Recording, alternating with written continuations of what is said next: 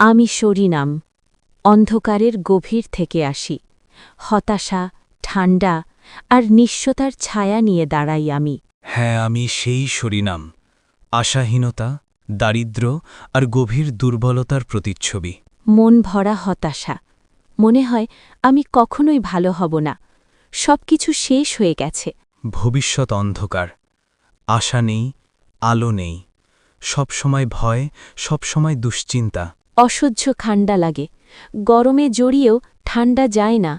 শীত আমার শরীর ছাড়ে না। শরীর দুর্বল, শক্তিহীন, অল্প কাজেই ক্লান্ত হয়ে যাই আমি। শরীর থেকে দুর্গন্ধ, ময়লা, ঘাম সবকিছুতেই অস্বস্তি, নিজেকেই সহ্য হয় না। ত্বকে চুলকানি, রাতে বাড়ে, গরমে বাড়ে, খুঁড়তে খুঁড়তে রক্ত বের হয়। খিদে পায় না, অথবা কখনো অতিরিক্ত খিদে। শরীরের ভারসাম্য হারিয়ে যায়। পুরনো রোগ ফিরে আসে বারবার। চিকিৎসায় সাময়িক ভালো, কিন্তু আবার ভেঙে পড়ি আমি। সবসময় মনে হয় আমি একা, কেউ আমাকে বাঁচাতে পারবে না।